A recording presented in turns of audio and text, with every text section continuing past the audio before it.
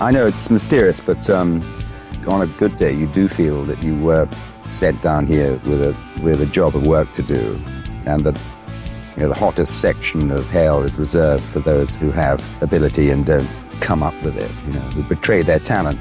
So, I'm afraid in a quite high-minded way, you do justify your ruthlessness.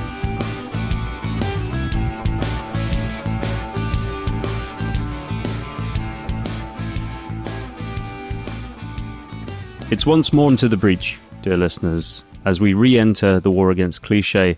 And on the front line with me today is acclaimed, award-winning author and novelist, Geoff Dyer. Geoff, thank you very much for joining me on the My Martin Amis podcast. I'm honoured and very happy to be on it. I wasn't altogether surprised when you said you wanted to speak about the war against cliché, but in the run-up to this, you did let listeners know that it was a relatively arbitrary choice since it could have gone in any direction, but you landed on the war against cliché without any consultation or nudging my end. Yeah, I always knew it was going to be about one of the collections of essays, because of something that we'll discuss later, I'm sure. And it seems to me this is the sort of most substantial one. The first Amis book that I ever reviewed was The Moronic Inferno, an early collection of writings about American writers and interviews, that kind of stuff. And that was great. An excellent collection, and one that hasn't come up yet in the series. So really? You reviewed that when? Which year was this? Whenever it came out. I can't remember now. I'm guessing sort of mid-'80s, would it be? Mid-'80s, I think, yeah. Yeah. So that was great. And I'd read quite a few of those pieces as they came out. I thought this was a more substantial collection. In the My Martin Amis Live show, nearly all the guests turned up with a copy of The War Against Cliché. We weren't meant to talk about any particular book, but they all felt that as a talisman or as a prompt or as some kind of touchstone, this book was the one to bring with them on the day. This seems to be a kind of a universal favourite, doesn't it? Yeah, so I think this is the big issue about Martin Amis, if you like.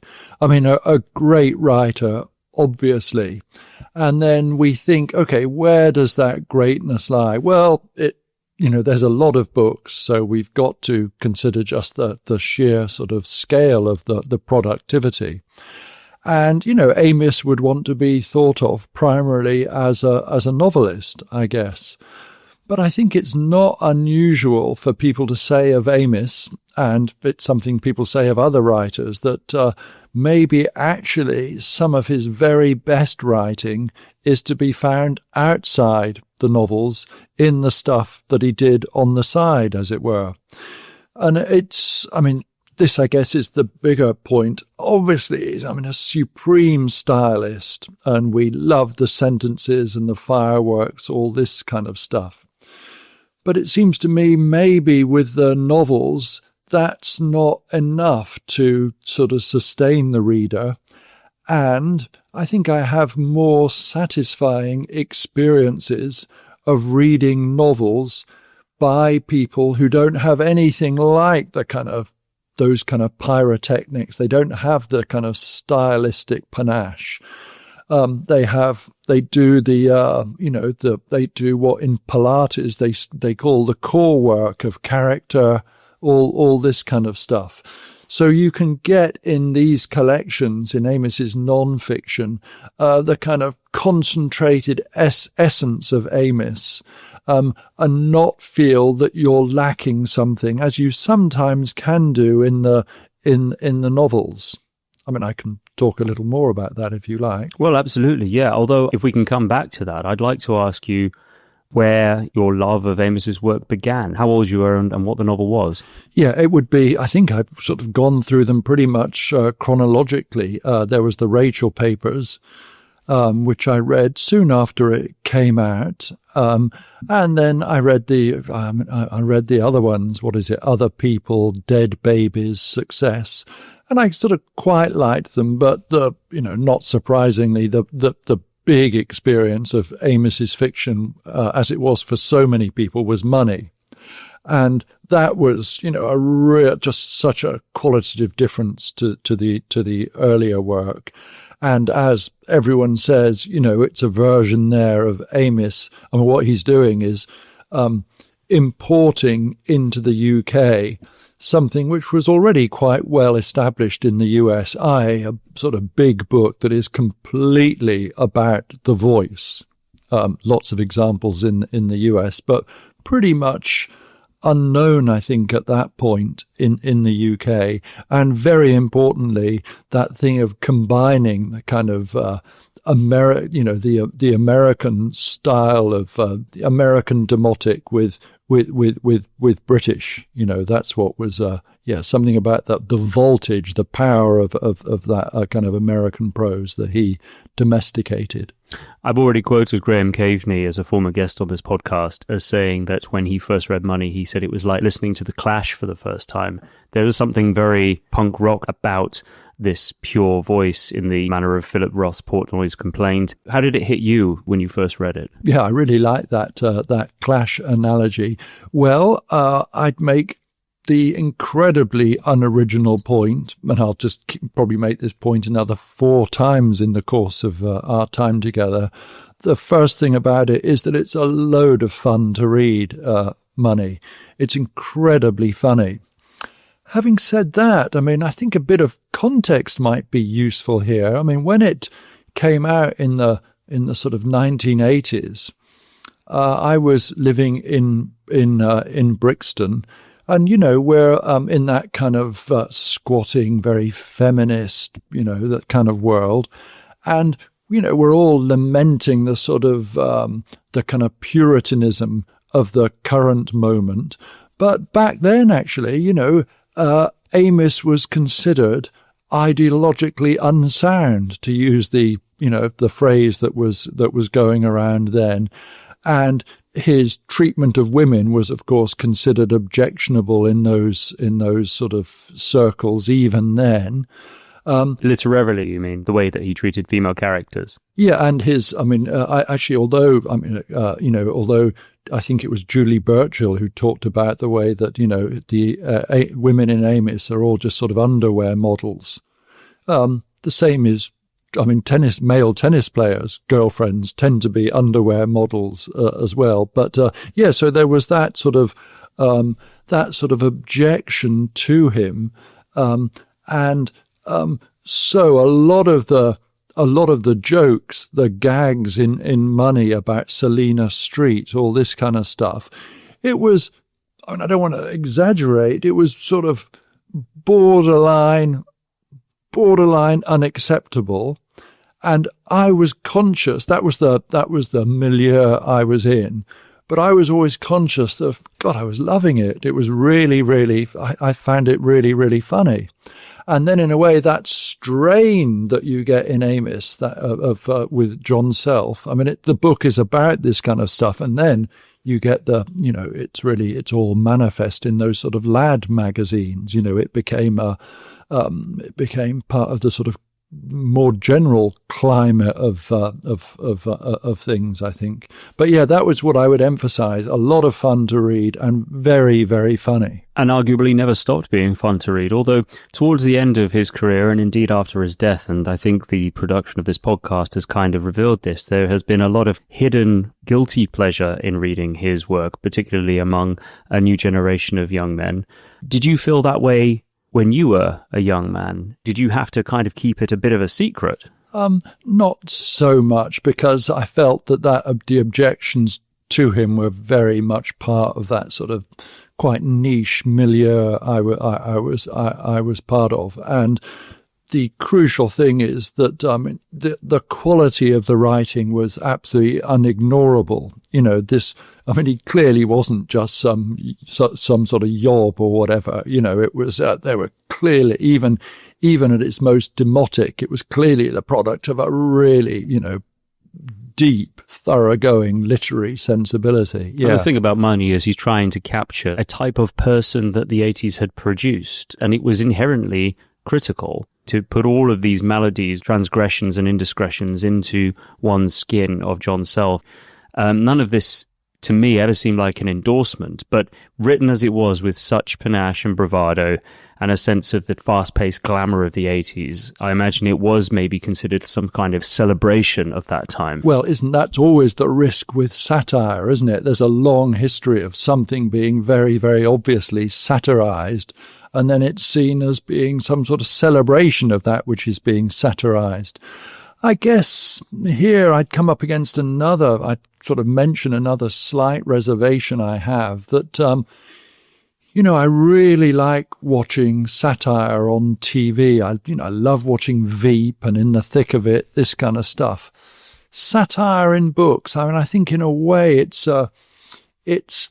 perhaps a source of regret that sometimes there's too much satire in Amos. It's something that I'm not drawn to, satire. I think unless, as Terry Castle points out, when, she's a very, very funny writer, a sort of scholarly expert on 18th century literature.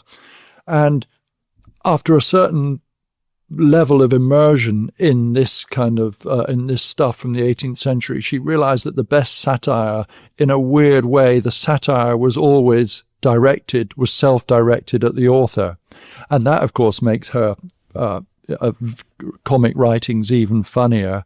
And I guess with Amos there'd always be this slight suspicion that he's kind of satirizing the proles, but there's not a lot of self-satire in it.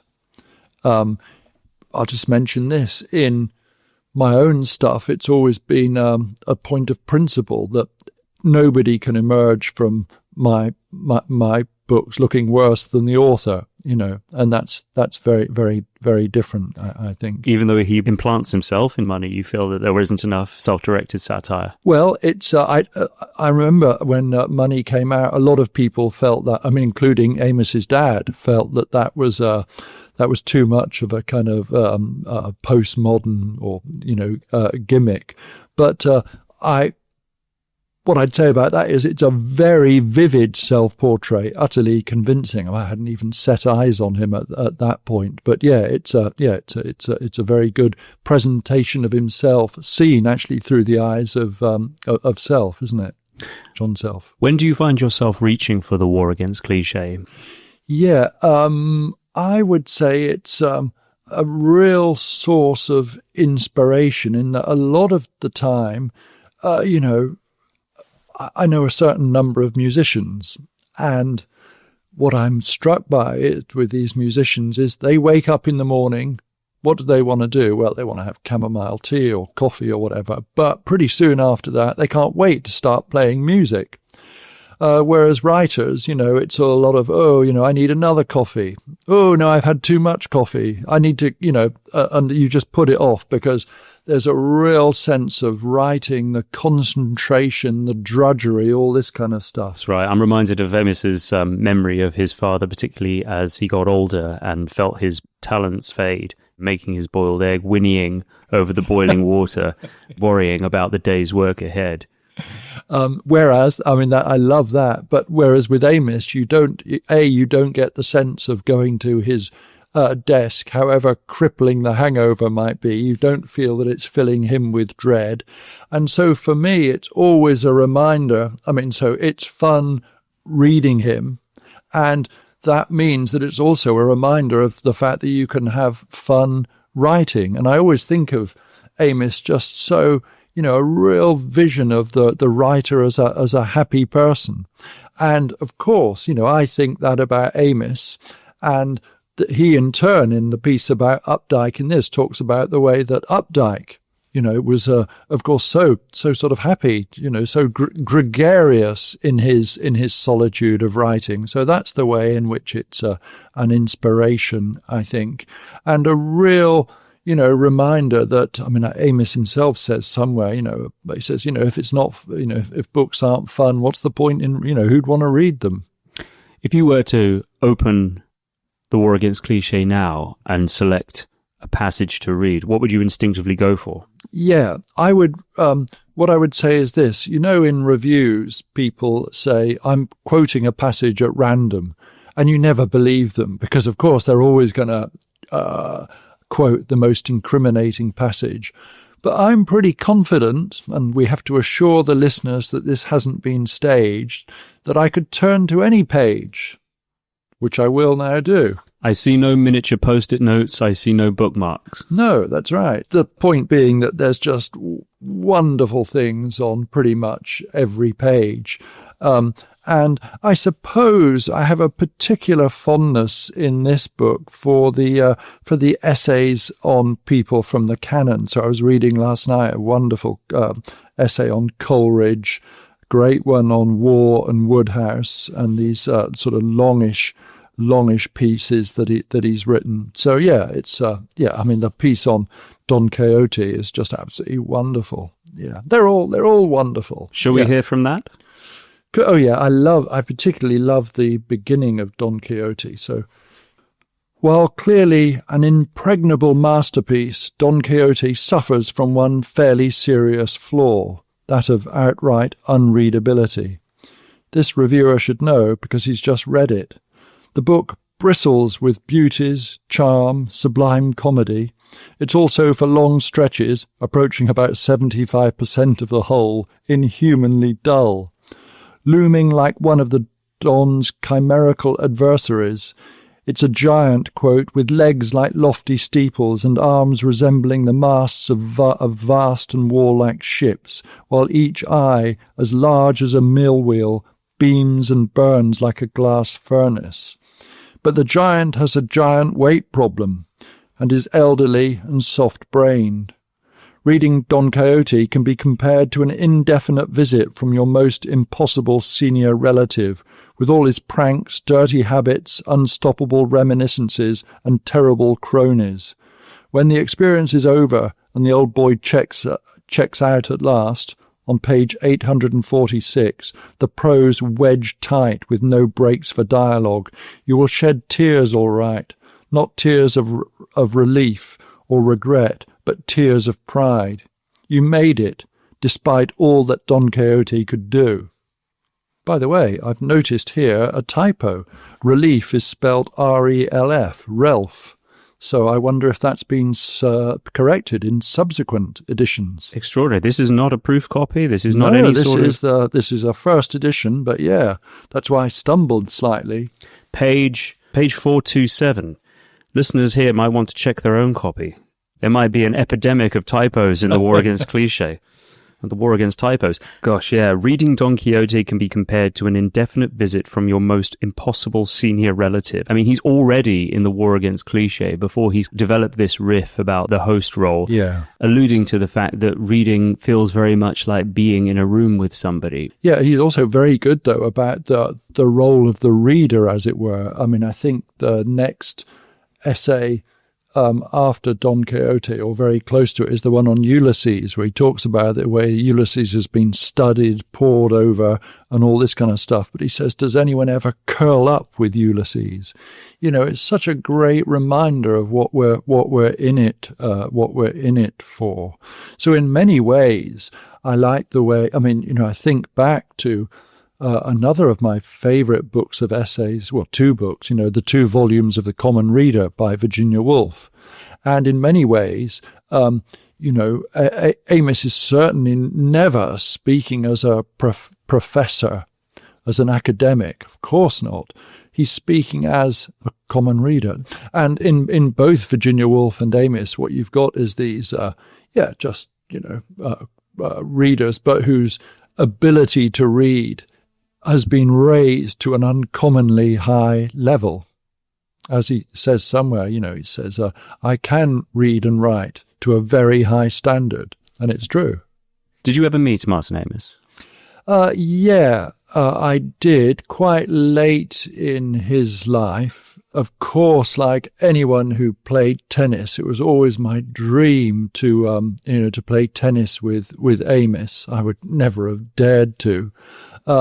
But I certainly met some people who had played tennis with Amos, and this was part of the sort of cult, really. You know, as soon as you heard anything about Amos, oh, what's he like? You know, all this kind of stuff, in a way that you wouldn't be so curious about other writers. I would liken it in a way, that fascination to, everyone wanted to know what D.H. Lawrence was like, in a way that however much you loved E.M. Forster, you were never that interested in what he might have been like. So anyway, and then I did meet him towards the end of his life, and I'd had some sort of dinners with him, but in a way, there's no point of me saying much about that, because my social acquaintance with him was really so slight. All I would do is mention this time we were at dinner at a friend's house, and everyone, of course, was really excited to meet Amos. And, it was great for all of us. And then, not for the first time in my life, I became the subject of both derision and envy, because unlike everyone else, I'd taken the liberty of turning up with 5 copies of Amos's books to get signed by him. And I know that's considered a bit sort of gauche and stuff, but afterwards everyone else said, I wish I'd done that too. And I suppose part of the reason they said that was because it turns out that Martin was more than happy to sign them, and there was nothing gauche or embarrassing about it. Yeah, it's and it's How old were you, by the way, when you went to that party? Oh my God! Let's see. I was certainly past 50, but I've got a load of, and then another occasion he signed some more books. So yeah. Which books were they? To be honest, after the second time, it was the complete works up to that point. Wow. Listeners might as well know that we're at Geoff's place today, and I'm sure that those books reside somewhere on these shelves. Oh, they do. They're on the open shelves, as it were. Since he was here, I just thought, I'll just get him to sign everything, including the really, really shitty, much battered original paperback of Money. So it's not like I was only pulling out sort of first edition. So anyway, but then I like having books signed by people. Oh, absolutely. Yeah, and it turned out that everyone else at the dinner, they were really kicking themselves afterwards. Well, he was, by all accounts, always gracious and accommodating for things like that. Yes. You said just now, Geoff, that you would never have dared to play tennis with him. You cut quite a rangy, athletic figure. Why was it you felt that you couldn't go up against this 5 foot, what was he, 4? 3? Whatever. Yeah, whatever the height he gives in, I think it's in experience. I feel he's added on an inch or two to that. I think you probably would have battered him on the court. Or was he a formidable player? Is that what you meant earlier? Well, one of my friends who played tennis with him a lot said he had he'd followed the advice of the coach of the person that John Self plays with in Money. I think he'd sunk a certain amount of money into his game. And I was always just, my game was always a total dog's dinner. But it wasn't my fear of being on a tennis court wasn't really to do with the quality of the game. It was just the thought of being on court with Martin Amis, and one's just that kind of. I mean, the funny thing is that there were other writers that I loved more, but there was just some special quality that Amis had on the basis of his writing. I guess you got this sense of just the authorial presence in the writing is so strong. When you describe that aura, for want of a better word perhaps, that authorial presence, it's always possible to wax too lyrical about the deceased. But what was that about Martin Amis? How do you correctly and precisely characterize that which many people feel about him? Yeah, I guess it would be the immense verbal resourcefulness and the number of spins and stuff that he could put into a sentence. But it's really important to stress, is the spin and the fizz, all that kind of stuff, is it there just for the sake of the spin? And nothing wrong with that if it is. But I think very, very often in Amis, that was in the service of that crucial thing for writing, in the service, that is to say, of precision. Now, precision of many kinds, precision of judgment in The War Against Cliché, because that's a point that he makes, about criticism. In a way, this is criticism in keeping with the sort of the Lewisian idea of, the common pursuit of true judgment. So there's that, precision of judgment, but also and it comes out more in the novels, but it's also there in the journalism as well, precision of observation that's important. And so those two things coming together, precision and just great linguistic ingenuity. What could be better than that? Well, I guess what could be better? Well, sometimes in a novel, as I was saying earlier, it's the sort of characters, the interaction, the psychological insight, all this kind of stuff, which I don't think Amis had in such great abundance. Yeah, I think not least in writing a book about cliché, Amis was always drawing attention to literature, so that by reading him, you were as interested in how it was done as what was happening in a scene, as what was happening to a character. And many people who read fiction couldn't be less interested in figuring out the magician's tricks. They just want the magic. Would you say it's true that those who love Amis because they love writing? Several things to say here. The first writer that I really got into reading was Alistair MacLean. Now, Alistair MacLean is very obviously not one of literature's great stylists, and you grow out of Alistair MacLean by the age of 15 max. And then, but I loved reading those books. I was fully immersed in them. And then gradually, as I got more used to this idea of writing as, of sentences, all this kind of stuff.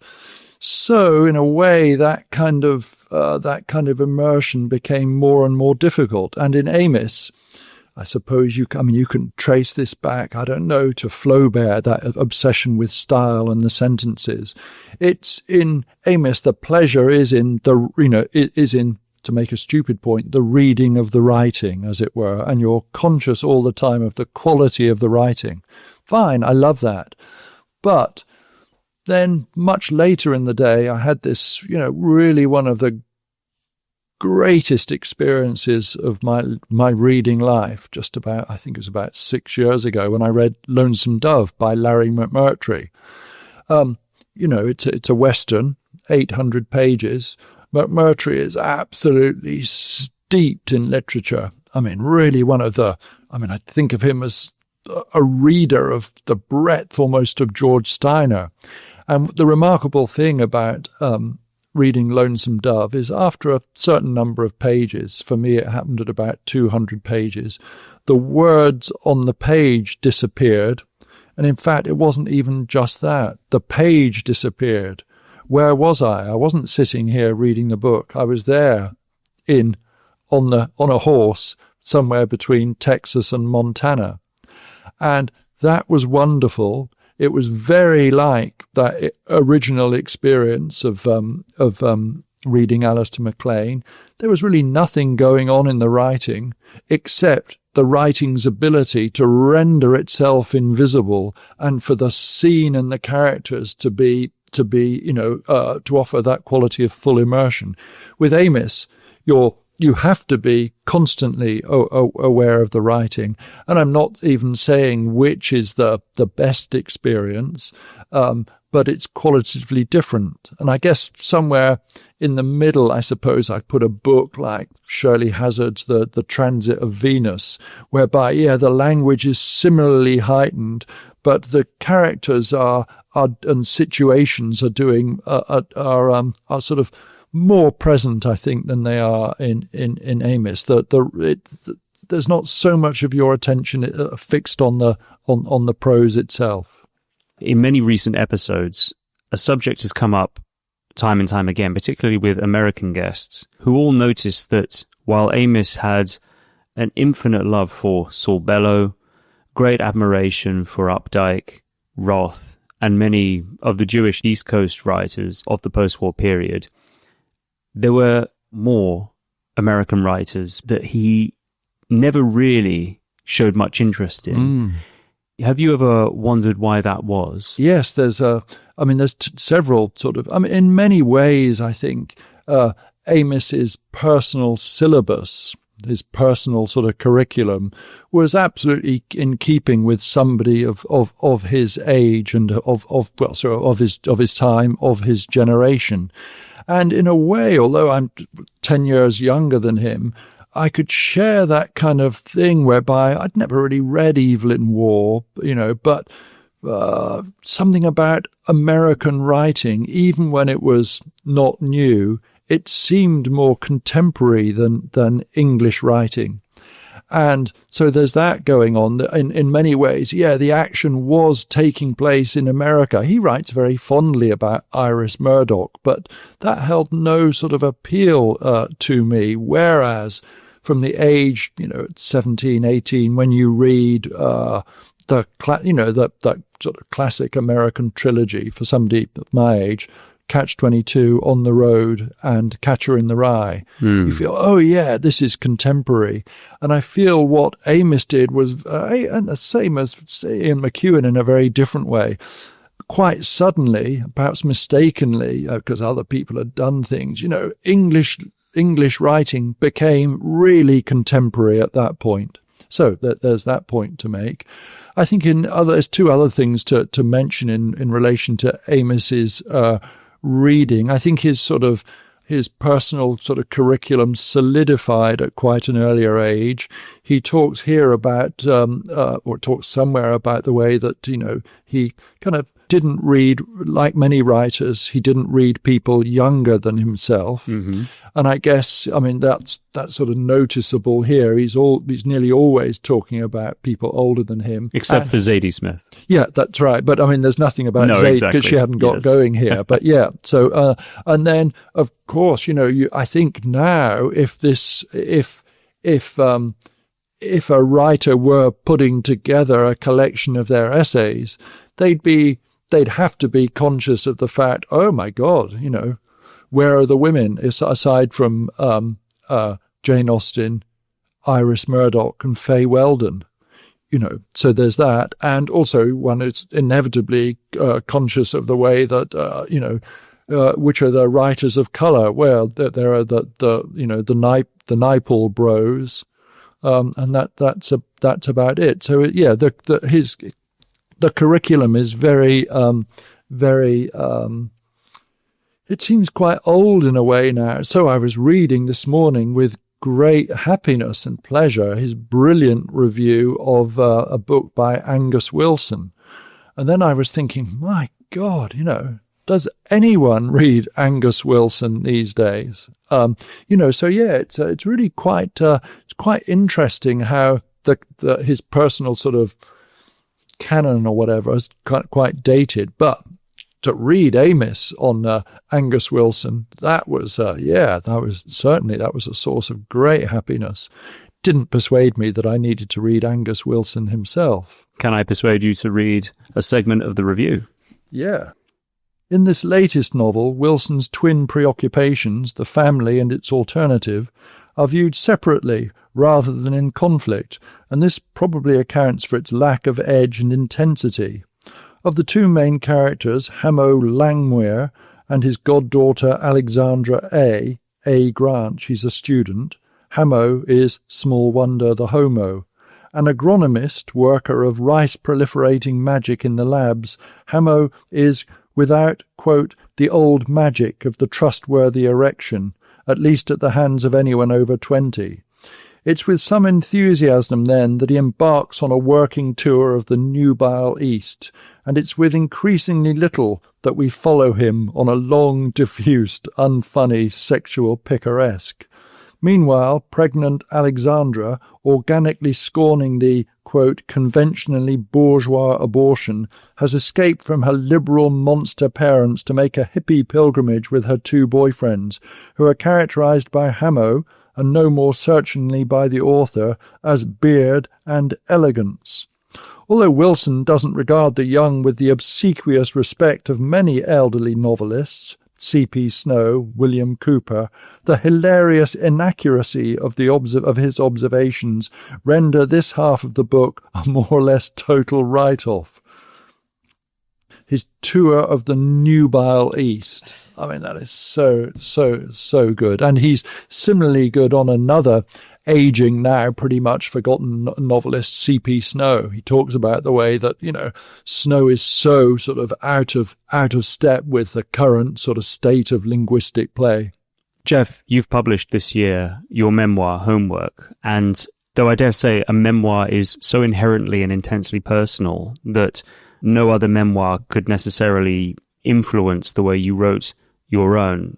What do you think of Experience and Inside Story, these books that have been celebrated in their genre of literary memoir? Have they had any influence on the way that you've chosen to tell your own story, or are there things about them that you particularly admire, if not? Yeah, I wholeheartedly admire Experience. Yeah, I can't think of a bad thing to say about it. It's amazing. In a way, I feel that with Inside Story, there's several things going on there. One, I feel that sort of the best of it is the way that nestling inside this sort of, is it a novel or is it, that sort of post-Nausgardian idea. Nestling inside it is, just a sort of sequel to Experience in a way. And then the other thing is when Experience came out, and I apologize for using an unacceptable cliche here, there's no doubt about it. Amos was really as they say, at the peak of his powers. I mean, he's really on fire in that book. And I think Inside Story, the way we read that, the way I read it so enthusiastically, was partly as a kind of relief after the, for me, huge sort of disappointment of a stretch of books, really, including Yellow Dog, The Pregnant Widow, and really a disastrously, I think, Lionel Asbo, where what happened is that Amos, I think, at that age, found himself pretty much in the same state that he'd diagnosed in Angus Wilson and C.P. Snow, that he was no longer at the cutting edge of what was happening, either linguistically or socially. He was just too old to do that kind of stuff. And to go back to something said earlier, the satirical edge to it was had been somewhat blunted. I think partly because of that. But bits of Inside Story were fantastic and extremely moving, actually. And it was, to everyone's relief, I think it was a real return to form. On the subject of Lionel Asbo, listeners will remember an early episode with my guest Sam Leith at the time spoke about reading it and noticing a telltale sign of what you're describing there. I enjoyed Lionel Asbo, and we've yet to hear about it on the series. As with Time's Arrow, as with The Pregnant Widow, as with Yellow Dog, all of these novels we've yet to cover. I like the way you're using the podcast as a way of hustling future candidates. Maybe there's something else to celebrate here. I mean, Amos's incredible sort of work ethic, really. These, I've written a lot of books, about 20 books, but a lot of them are very, very small. So the number of books is in greater proportion to the sort of cumulative page length or something. But yeah, there's a lot of long books by Amos, and I feel in a way, in a sort of output like that, of course there are going to be some sort of ups and downs. I'd contrast it with, and there's also great variety in them as well. The contrast would be with Anita Bruckner, who was, consistently writing a version of the same book, the same short book. I mean, I think she's a great writer, and I'm very interested in writers who obsessively come back to the same thing. But I guess I really feel that with Amos, I mean, people would say of sort of certain Hollywood stars or whatever, they've grown up in public or whatever. And I think it's been interesting tracking the sort of changes in Amos's writing life. And there's I think they made a sort of conscious decision to sort of become a kind of to address these big issues and become a sort of public intellectual, which I always feel is a risky thing for a writer to do, because at some level, however famous you are, the place where fiction happens from has got to be that of the private and actually rather vulnerable individual. It's why otherwise, Amos diagnosed this so well when he was writing, I think it was about Saramago, or I'm not sure, talks about the way that this kind of style of writing, he quotes a passage and said, you might even call it Nobelese. So one has to be aware of that. If you could pick one novel as your favorite, which would it be? I'm sorry to be so boring and predictable, but it would be Money. Do you read writers younger than yourself? Yeah, although, mainly what I've been doing in recent years is filling in the gaps in the past. So the truth is that until about 6 years ago, I hadn't read Edith Wharton. Do you see any authors today under the age of 40 who you consider possibly an heir to Amos? My mind has gone blank, so I guess I'll throw that right back at you. Who do you think is wearing that hat? Well, on the other podcast that I produced, The Booking Club, I recently threw a live event which introduced 6 debut novelists, one of whom was a guy called Thomas Peer Mohammed Lambert, and his debut novel, Shibboleth, a campus novel, has been widely acknowledged to have a lot of the markings of an Amisian satirical impishness, closer to Kingsley than Martin, but I'm thoroughly enjoying it. Interesting. That's very interesting to me because a couple of years ago, I think it was the 50th anniversary of the publication of Lucky Jim. And there's several times people have compared sort of bits of something, bits of Out of Sheer Rage to scenes from Lucky Jim. And as is nearly always the case when people make those points, I'd never actually read Lucky Jim. And, on the 50th anniversary, somebody from a magazine said, how about this? Because they'd heard I'd never read it. They said, why don't you read it and write about it? I thought, that's a good idea. Let's see what it's like. And after about 10 days, I emailed back and said, you know what? I just can't even finish it. I didn't find it funny. And, there was just nothing in it for me. So it just it went back to the place where it had always been for me as this unread book. I can see you've turned to a page in The War Against Cliché, The American Eagle. Yeah, so I'll just read the opening paragraph of this. The Adventures of Augie March is the great American novel. Search no further. All the trails went cold 42 years ago. The quest did what quests very rarely do. It ended. So this is an example of many sort of instances where Amos celebrates Saul Bellow, a writer who, one of the group of American writers that Amos's dad, Kingsley, couldn't bear. And Saul Bellow becomes a kind of, a different kind of literary father to Martin, American rather than English, all this kind of stuff. And after reading that paragraph, who in their right mind could stop themselves from dashing down to the bookstore and getting a copy of Augie March? And then and I was one of those, and there then followed that kind of thing which I'd had with several of Saul Bellow's books. I just couldn't make any progress with it at all. Amos sort of celebrates the kind of contemporaneity of Bellow, and it's got, and I can see the sort of, I can see where, such an inspiration for Amos, whereas I just always got so bored with Saul Bellow, and I was reminded of something that Tom Wolfe said about, he couldn't imagine anything worse than making a trip across America with only Mr. Samler's Planet to keep you company. And it's funny, it seemed to me that for me, the main sort of great thing about Saul Bellow is that he was an inspiration for Martin Amis. I'd always rather read Amis than I would Bellow. Geoff, it's been wonderful to sit here with you in your home and discuss the War Against Cliché. From me and the listeners, thank you very much for joining us on My Martin Amis. Oh, thank you. It's been a real pleasure.